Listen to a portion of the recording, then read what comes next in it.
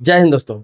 आप सभी को बखूबी मालूम है कि अपने देश में 80 करोड़ लोगों को राशन मिलता है। तो ये 80 करोड़ लोग हैं, लगभग अपने देश की आबादी 140 करोड़ है। राउंड फिगर में माने तो 150 करोड़ हो सकता है, जिसमें से 80 करोड़ लोग इतने निर्धन हैं जिनको सरकार से फ्री का राशन लेने की आवश्यकता पड़ती है। लेकिन इस आंकड़े में बहुत गड़बड़ी है। क्या यह संभव है कि देश में 80 करोड़ लोग राशन के पात्र हैं? इसमें सरकार को भी बहुत संशय है। इसीलिए समय समय पर आप देखते होंगे कि राशन कार्ड को लेकर कुछ न कुछ नया नियम, नया गाइडलाइन आता रहता है, ताकि इसी बहाने राशन लेने वालों की संख्या कम हो। जो अपात्र लोग हैं, जो बेवजह का राशन लेते हैं, जिनको आवश्यकता नहीं है, जो संपन्न होते हुए भी राशन ले रहे हैं, कम से कम उनका नाम कट जाए। इसी कड़ी में आपने देखा होगा पिछले साल केवाईसी का सिस्टम रखा गया था कि जो लोग केवाईसी कराएंगे उनका राशन मिलेगा, जो केवाईसी नहीं कराएंगे उनको राशन नहीं मिलेगा। उसके बाद इसमें एक और नियम ऐड किया गया है कि 6 महीने तक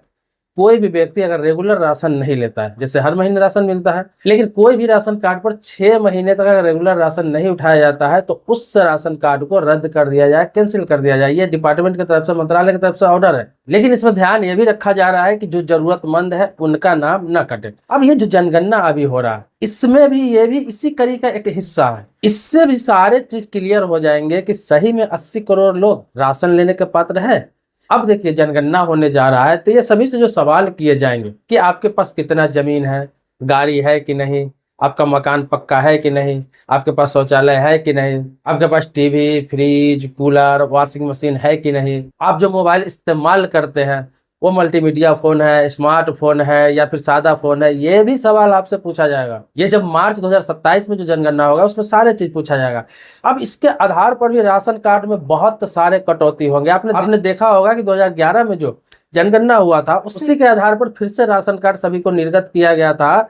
जो लोग गरीबी रेखा से नीचे हुए उनको अंत्योदय योजना का कार्ड इशू किया गया था। जो गरीबी रेखा से ऊपर चले गए या फिर सामान्य श्रेणी में चले गए, उन लोगों को नॉर्मल राशन कार्ड इशू किया गया। और जो लोग पूर्ण रूप से संपन्न थे उनको किसी प्रकार का कोई राशन कार्ड इशू नहीं किया गया। तो आप अभी राशन कार्ड बनवा रहे हैं या फिर पहले से बना हुआ है या फिर 10 साल, 20 साल, 15 साल से आप राशन ले रहे हैं, कोई दिक्कत की बात नहीं है। लेकिन अब जो है ना, इसमें फिर से सर्वेक्षण होने वाला है ये जनगणना के आधार पर। अब जिन लोगों के पास 4 पहिया वाहन है, जिनके पास 100 गज में पक्का मकान है, अगर वो शहर में रहता हो, अगर 100 गज में पक्का मकान है तो वो राशन कार्ड के पात्र नहीं है।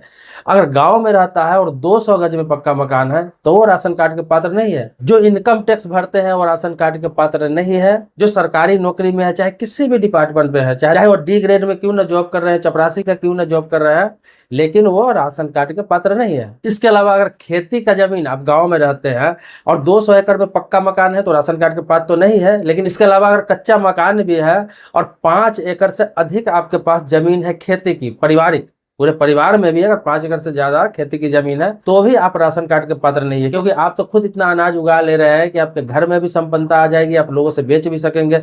5 एकड़ जमीन कम नहीं होता है। तो ये सारी चीजों पर नजर रखी जा रही है। हालांकि ये नियम पहले से है, लेकिन इसको लागू इसलिए नहीं कर पा रहे हैं लोग क्योंकि जब जाते हैं अधिकारी सर्वेक्षण के लिए तो लोग सही अपना चीज नहीं लिखाते हैं, सही बातों को नहीं वहां पे नोट कराते हैं। आपने देखा होगा कि आप जिस गांव में रहते होंगे वहां पे बहुत सारे ऐसे संपन्न लोग होंगे जिनको महीने का लाखों में इनकम है, 10 बीघा 15 बीघा जमीन भी है, पक्का घर भी है, करोड़ों की इनकी संपत्ति भी है, लेकिन फिर भी उनके पास राशन कार्ड है, फिर भी वो राशन लेकर आते हैं। ये तो किसी न किसी गरीब का हक मारना हुआ। इस जनगणना के बाद बहुत सारे लोगों के राशन कार्ड में कटौती हो जाएगी, बहुत सारे लोग अपात्र हो जाएंगे। इसलिए सरकार की तरफ से भी विनती की जा रही है कि आप जो भी जनगणना में चीज लिखा रहे हो वो सही लिखा है, ताकि जो गरीब लोग हैं, मजबूर लोग हैं, जो जरूरतमंद लोग हैं, जो राशन के पात्र है, उनका कम से कम हक कोई दूसरा ना खाए, संपन्न लोग ना खाए। अगर आप संपन्न है तो संपन्न लिखाइए। आपके पास अगर गाड़ी है तो आप जनगणना में लिखाइए कि मेरे पास गाड़ी है। आपके पास जमीन है तो लिखाइए जमीन है। आपके पास पक्का मकान है तो आप लिखाइए पक्का मकान है। आपके पास शौचालय है तो लिखाइए शौचालय है। टीवी, फ्रिज, वॉशिंग मशीन, ये सारी चीज है तो आप लिखाइए। क्यों लिखाना है आपको? वो इसलिए लिखाना है कि सरकार से आप महीने में पर व्यक्ति 5 किलो राशन लेके कौन सा आप अमीर हो जाएंगे। लेकिन अपने देश में बहुत सारे ऐसे लोग हैं जिनको 2 वक्त का खाना सही से नसीब नहीं होता है, जिनके पास रोजगार नहीं है, जो मजदूरी करते हैं। मजदूरी करने जाते हैं तो उनका घर का चूल्हा जलता है, नहीं करने जाते हैं तो उनका घर का चूल्हा नहीं जलता है। जो दिन में 300, 400, 500 रुपया कमाते हैं डेली का, उनको काम नहीं मिलता, उन लोगों के लिए राशन कार्ड है। लेकिन अपने देश में मानसिकता ऐसे है कि चलो सरकार का फंड है, साला कुछ भी है उसको लूट लिया जाए। लेकिन वो थोड़ा भी नहीं सोचते हैं कि आप लूट रहे हो, लेकिन आपके लूटने की वजह से न जाने कितने परिवार भूखे सो जाते हैं। तो इस जनगणना में निवेदन है कि आप जो है वो सही चीज आप लिखाएं, ताकि सही जगह पर जो भी सरकारी योजना इस आधार पर आगे चल के मिलने वाले हैं वो सही लोगों तक पहुंचे, सही इंसानों तक पहुंचे, सही लोग इसका लाभ ले सके। जो आके गरीब है, जो आके मजबूर है, जो आके पिछड़ा है, इस जनगणना में सामने आ जाएगा, क्योंकि सबसे सारे जो सवाल पूछे जा रहे हैं उससे क्लियर हो जाएगा। बस आप अपनी सवालों का जवाब ईमानदारी से दे दें। अब देखिए, दिल्ली जैसे शहरों में राशन कार्ड बनना लगभग 10 सालों से बंद था। राशन कार्ड नया बन ही नहीं रहा था। जो पुराने राशन कार्ड थे उन लोगों को मिल रहा था, लेकिन नए राशन कार्ड बन ही नहीं रहे थे। तो दिल्ली के मुख्यमंत्री रेखा गुप्ता ने यह नियम लगा दिया है कि जिस व्यक्ति का इनकम 1,20,000 रुपया से ज्यादा है साल का, उस व्यक्ति का राशन कार्ड नहीं बनेगा। जिसका 1,20,000 से कम का इनकम है, उसी परिवार को राशन कार्ड मिलेगा। आय प्रमाण पत्र लगाना अनिवार्य कर दिया गया है, इनकम सर्टिफिकेट बनवा के लगाना ही होगा। तो ये तो एक शुरुआत है। ये इसलिए किया जा रहा है ताकि जो सही में अनाज के पात्र है उन्हीं को अनाज दिया जाए। क्योंकि 1.5-2 लाख के बाइक पे चढ़कर और हाथ में 70-80 हजार रुपए के मोबाइल लेकर सरकार का फ्री का राशन लेने जाते हैं, ये सिर्फ एक भारत में ही संभव है। 500-600 रुपया का हर महीने अनाज लेने चले जाते हैं लोग, 2 लाख के बाइक पे चढ़ के जाते हैं, हाथ में 70-80 हजार रुपया का मोबाइल रहता है और फ्री का राशन हक मारने दूसरे का चले जाते हैं।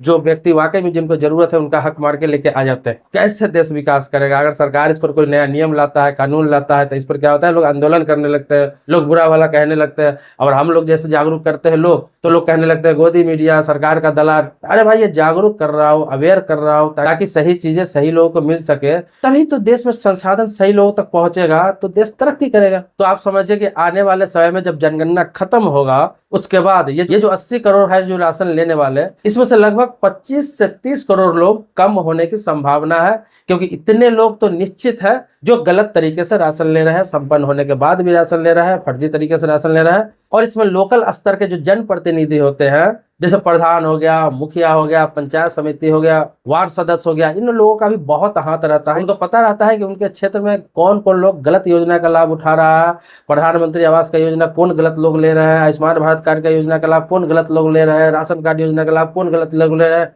लेकिन वो इसलिए नहीं बोलते हैं कि उनको पता है कि उनके परिवार में 100 वोट है, 50 वोट है, उनके खानदान में 200 वोट है। अगर ये चीज करूंगा तो मुझे नुकसान होगी। वो अपने छोटी सी राजनीति सेकने के लिए देश का बंटाधार कर रहे हैं। तो आप लोग भी जागरूक नागरिक बनिए, सरकार को सहयोग करिए। कोई भी सरकार हो, इस सरकार की नहीं बात बोल रहा हूं, कोई भी सरकार हो आपके राज्य में, उनको सहयोग करिए, सही डिटेल्स दीजिए, जनगणना कराइए। और आपको लगता है कि इन चीजों का मैं लायक नहीं हूं, मैं इनसे ऊपर उठ चुका हूं, तो उन चीजों को त्याग दीजिए, उन लोगों के लिए छोड़ दीजिए जो वाकई में जरूरतमंद है।